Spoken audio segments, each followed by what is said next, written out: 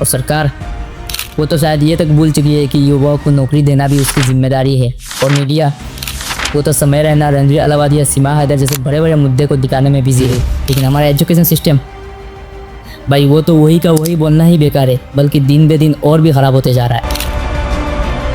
इस डाटा को देखो, 94% मतलब 100 में से 94 इंजीनियर अनएम्प्लॉयबल है।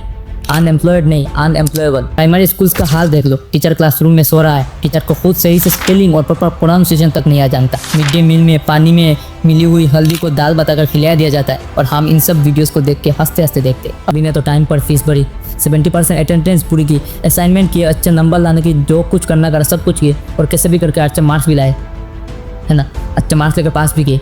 तो फिर उन्हें सिखाने की जिम्मेदारी किसकी थी? ना ना ना ना, कोई भी इसकी जिम्मेदारी नहीं लगी, क्योंकि जैसा मैंने पहले कहा था ना, ये दुनिया की इकलौती ऐसी चीज़ के चलते नीट, यूपीएससी जैसे बड़े बड़े एग्जाम के पेपर लीक हो रहे हैं। पढ़ोगे लिखोगे बनोगे नवाब, चलोगे खुदोगे होगे खराब। ये बात बचपन से हमें सुनाया जाता है और यही हमारी ज़िंदगी का सबसे बड़ा स्कैम है।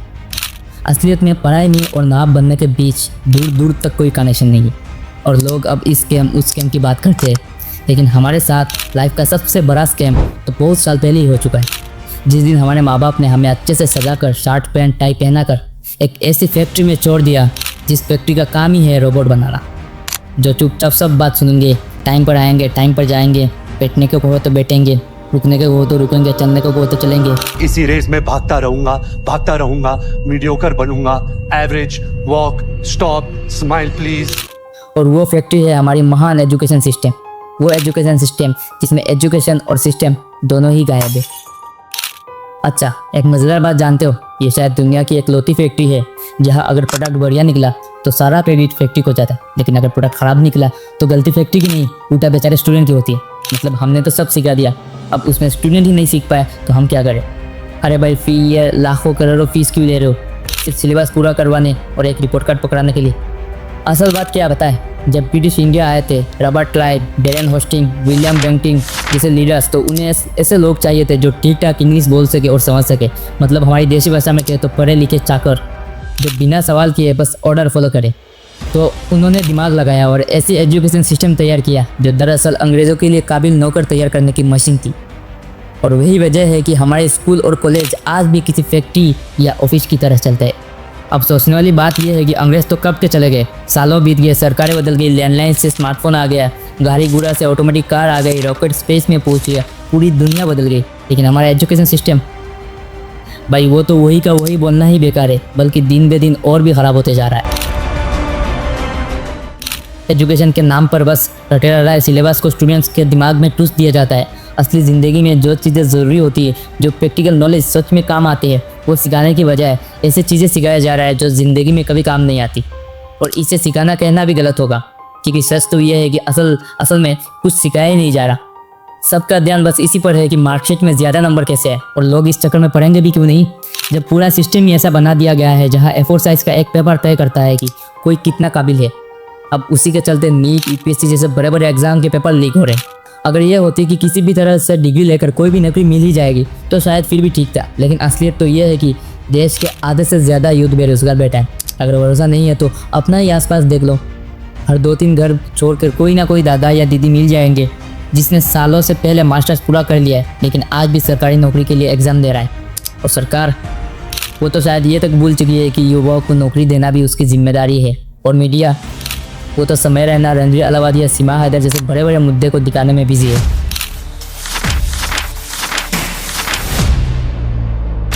हेलो एवरीवन, मैं मैशी बोल रहा हूँ। आज के वीडियो में हम बात करेंगे इंडियन एजुकेशन सिस्टम की सबसे बड़ी बड़ी फ्लॉज के बारे में। साथ ही ये भी समझेंगे कि दूसरे देशों के एजुकेशन सिस्टम से हमारा सिस्टम कितना अलग है और कैसे हम मिलकर इसे ठीक कर सकते हैं। लेकिन बस सिस्टम को दोष देना सही नहीं रहेगा, क्योंकि असल परेशानी सिर्फ एजुकेशन सिस्टम नहीं बल्कि हम सब है, तुम, मैं, हमारे माता पिता, हमारे आसपास के लोग। यही समझने के लिए आज हम कुछ ऐसी प्रैक्टिकल बात करने वाले हैं जो शायद तुम्हारी सोच को बदल सके। तो वीडियो को एंड तक ज़रूर देखना, ऐसे वीडियोस बनाने में हमें बहुत मेहनत लगती है। और प्लीज़ सब्सक्राइब कर देना, है ना, क्योंकि आपकी एक लाइक और एक सब्सक्राइब से हमें बहुत मोटिवेट मिलता है, तो प्लीज़ कर देना। लेकिन एजुकेशन सिस्टम पर बात करने से पहले हमें यह समझना होगा एजुकेशन नाम की चीज़ आखिर है क्या। सालों साल तक एक फिक्स सिलेबस रखते रहना, परीक्षा देकर डिग्री हासिल करना, क्या यही एजुकेशन है या इसकी कोई और मतलब भी होता है? अच्छा तुम खुद बताओ, तुम्हारे लिए एजुकेशन का रियल मीनिंग क्या है? हम अक्सर कहते हैं कि एजुकेटेड सोसाइटी, लेकिन फिर अनएजुकेटेड सोसाइटी कौन सा हुआ? जिनके पास कोई डिग्री नहीं है, सिर्फ वही अनएजुकेटेड है। या फिर जिनके पास डिग्री तो है लेकिन एजुकेशन का असली मीनिंग ही नहीं पता, वो अनएजुकेटेड है। यह दो बातें समझना ज़रूरी है, एक है एजुकेशन और दूसरी है स्टडी या पढ़ाई। ये दोनों चीज़ें सेम लगती है लेकिन असल में बहुत डिफरेंट है। एजुकेशन की कोई बाउंड्री नहीं है, ये हमें थिंकिंग कैपेसिटी देती है, हमारे सोच को ब्रॉड करने का काम करती है। एजुकेशन हमें नई चीज़ें समझने, डिफरेंट पर्सपेक्टिव से चीज़ों को देखने, किसी भी चीज़ को नए तरीके से सोचने की एबिलिटी देती है। यही रियल एजुकेशन है। साल भर बुक्स के पेज पलटना, फिर एग्ज़ाम हॉल में जाके एक ही दिन में सब डंप कर देना, इसे एजुकेशन नहीं कहा जा सकता। हाँ, ये कहा जा सकता है कि स्टडी एजुकेशन का एक बेटर मीडियम है, लेकिन स्टडी के अलावा भी स्टूडेंट के पास सीखने के और भी कई तरीके होते हैं। जैसे कोई 4 साल तक बुक्स में थ्योरी पढ़कर कुछ सीख सकता है और कोई 4 साल तक प्रैक्टिकली वही चीज़ करके सीख सकता है। और जिस इंसान ने 4 साल तक प्रैक्टिकली उसी चीज़ को करके सीखा है, उसे इंडस्ट्री में ज़्यादा वैल्यू मिलेगा, क्योंकि किसी भी इंडस्ट्री में डिग्री से ज़्यादा एक्सपीरियंस का वैल्यू दी जाती है। अब मेन पॉइंट ये है कि स्कूल और कॉलेज में जो कुछ भी सालों साल सिखाया जाता है वो असल में एजुकेशन नहीं है, क्योंकि एजुकेशन कभी भी किसी सिलेबस तक लिमिटेड नहीं रह सकता। अगर रियल एजुकेशन देखनी हो तो उसे हमारे प्राचीन एजुकेशन सिस्टम में देखो। पुराने ज़माने में गुरुकुल में स्टूडेंट्स को सिर्फ बुक्स की नॉलेज नहीं दी जाती, बल्कि उन्हें लाइफ स्किल्स भी सिखाई जाती थी। नीति शिक्षा, जीवन दर्शन, अस्त्रविद्या जैसी चीज़ें पढ़ाई जाती थी, जो तब के समय में डेली लाइफ में यूज़फुल थी। इनका मकसद सिर्फ नॉलेज देना नहीं होता, बल्कि लाइफ के सही तरीके से लीव करना और राइट डिसीजन लेने के लिए तैयार करना था। लेकिन अब क्या हो रहा है? आज के एजुकेशन सिस्टम में सभी को एक जैसा बनाया सिलेबस पढ़ाया जाता है, चाहे उसमें किसी को इंटरेस्ट हो या ना हो, इसे किसी को कोई फ़र्क नहीं पड़ता। सबके लिए एक ही सवाल और सबको एक ही जवाब लिखना है। जो जितना अच्छा कॉपी पेस्ट करेगा वो उतना बेस्ट स्टूडेंट कहलाएगा। एक तो सभी नंबरों के पीछे ही भागेंगे, सीखने के लिए कौन सीखेगा? पूरे देश में 90% स्टूडेंट्स बस नंबरों के दौर में लगे हैं। लेकिन एक बात सब भूल जाते हैं, जब किताबों से निकलकर असल ज़िंदगी में वही प्रॉब्लम सामने आएंगे तो क्या करेंगे? क्योंकि तुमने तो रट्टा मारकर नंबर ले लिए, लेकिन सिस्टम ने तुम्हें कुछ सिखाया ही नहीं। इस डाटा को देखो, 94% मतलब 100 में से 94 इंजीनियर अनएम्प्लॉयबल है। अनएम्प्लॉयड नहीं, अनएम्प्लॉयबल, यानी हायर रैंक के लिए लायक भी नहीं। क्यों? क्योंकि उनमें इंडस्ट्री के लिए ज़रूरी स्किल्स और नॉलेज नहीं है। और सभी ने तो टाइम पर फीस भरी, 70% अटेंडेंस पूरी की, असाइनमेंट किए, अच्छे नंबर लाने की जो कुछ करना करा सब कुछ किए, और कैसे भी करके अच्छे मार्क्स भी लाए, है ना? अच्छे मार्क्स लेकर पास भी किए। तो फिर उन्हें सिखाने की जिम्मेदारी किसकी थी? ना ना ना ना, कोई भी इसकी जिम्मेदारी नहीं लगी, क्योंकि जैसा मैंने पहले कहा था ना, ये दुनिया की इकलौती ऐसी फैक्ट्री है जहाँ अगर प्रोडक्ट ख़राब निकला तो फैक्ट्री की दोषी नहीं होती, लेकिन अगर कोई टॉपर निकल जाए, प्रोडक्ट अच्छा निकल जाए, तो उसके नाम के बड़े बड़े बैनर टंग जाते। अब बताओ इसमें एजुकेशन का है? ये तो बस बिजनेस है। यही वजह है कि हम सिलेबस से बाहर आउट ऑफ द बॉक्स कुछ सोच नहीं पाते। क्रिटिकल थिंकिंग और डिसीजन मेकिंग पावर जैसे इंपॉर्टेंट क्वालिटीज़ हमारे अंदर डेवलप ही नहीं होती। इसलिए तुम देखोगे कि देश के 90% लड़के लड़कियाँ सिर्फ doctor, engineer, civil service, railway जैसी गिनी चुनी करियर ऑप्शंस तक सोच पाते। इसके बाहर कुछ सोचना उन तक उन्हें डराता है। वो जानते ही नहीं कि इन 10-15 करियर ऑप्शन से बाहर भी कई और करियर ऑप्शंस मौजूद है। हाँ, अब सोशल मीडिया की वजह से कुछ लोग video editing, graphics designing, content writing, photography जैसे करियर ऑप्शंस को देखने लगे हैं। लेकिन फिर भी आज भी बहुत सारे पेरेंट्स सिर्फ डॉक्टर, इंजीनियर वाला माइंडसेट लेकर बैठे हैं। और डॉक्टरी बनने के लिए आज किस लेवल की कंपटीशन और स्कैम हो रहा है ये हम सब जानते हैं। 2024 में ही देख लो, लगभग 24 लाख स्टूडेंट नीट का एग्ज़ाम दिया। जब भी सरकारी प्लस प्राइवेट मिलाकर पूरे देश में सीटें सिर्फ 1.5 लाख, तो बाकी 22 लाख स्टूडेंट्स का क्या ही होगा? कुछ नहीं। सरकार को सीट्स बढ़ाने का कोई चिंता नहीं, और स्टूडेंट इस स्टेप में फंस कर आखिर में खुद ही अपने ऊपर को कॉन्फिडेंस खो देते हैं। कई बार तो ये डिप्रेशन में इतना बढ़ जाता है कि वो सुसाइड करते हैं। और ऊपर से पेपर लीक, स्कैम में ही हाल है हमारे एजुकेशन सिस्टम की। अब बात करते हैं हमारे एजुकेशन सिस्टम और दूसरे देशों के एजुकेशन सिस्टम में फ़र्क क्या है। 3 इडियट्स के फिल्म का वो सीन तो याद है ना? अरे कहना क्या चाहते हो? किताबें सर, बुक्स भूल गया सर, ले लो।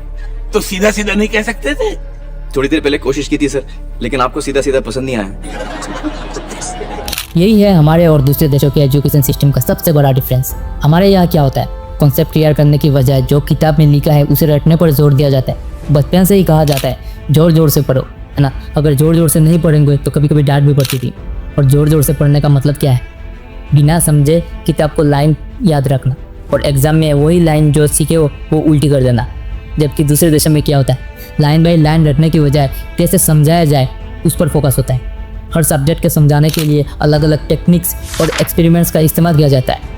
अगर एक बार कॉन्सेप्ट क्लियर हो जाता है तो फिर किसी को किताब की लाइनें रटने की ज़रूरत ही नहीं पड़ती। इससे स्टूडेंट को खुद से सोचने और समझने की स्पेस मिलती है। दूसरा पॉइंट, दूसरे देशों में एजुकेशन को एक इन्वेस्टमेंट माना जाता है। उनका मानना है कि ये इन्वेस्टमेंट उनके देश को आगे बढ़ाएगी, इसलिए स्टूडेंट के साथ उनका अप्रोच भी वैसा ही होता है। हर साल एजुकेशन सेक्टर में नए नए रूल्स बनाए जाते हैं ताकि स्टूडेंट्स को बेटर क्वालिटी एजुकेशन मिल सके।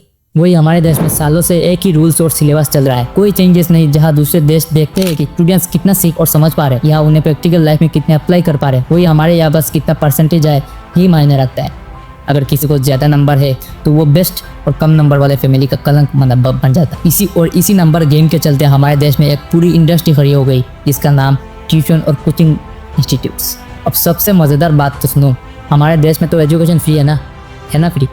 हाँ, कागज़ों में तो फ्री ही है, लेकिन असल में फ्री एजुकेशन कैसे दिखती है जरा ये देखो। प्राइमरी स्कूल्स का हाल देख लो। टीचर क्लासरूम में सो रहा है, टीचर को खुद सही से स्पेलिंग और प्रॉपर प्रोनाउंसिएशन तक नहीं आ जानता। मिड डे मील में पानी में मिली हुई हल्दी को दाल बताकर खिलाया दिया जाता है और हम इन सब वीडियोस को देख के हंसते हंसते देखते। अब मैं ये नहीं कह रहा कि सरकारी स्कूल में पढ़ाई नहीं होती, मैं खुद एक सरकारी स्कूल से पढ़ा हो, लेकिन वहाँ की एजुकेशन कितना क्वालिटी वाली थी इस पर मुझे खुद डाउट है। मुझे डाउट है कि कितने टीचर्स अपने बच्चों को अपने ही स्कूल में डालते होंगे। यही वजह है कि इन गवर्नमेंट स्कूलों की हालत दिन ब दिन इतने ख़राब होते जा रहे हैं। अब इस हालत में पेरेंट्स के पास क्या ऑप्शन बचता है?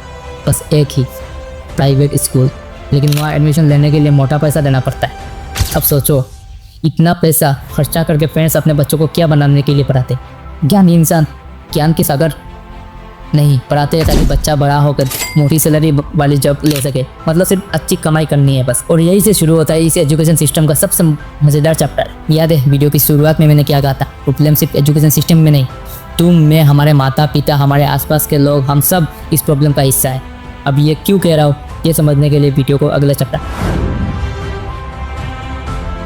बचपन से ही हमें एक चीज़ सिखाई गई है, अगर अच्छे से पढ़ाई करोगे तभी ज़िंदगी में बड़े आदमी बन पाओगे।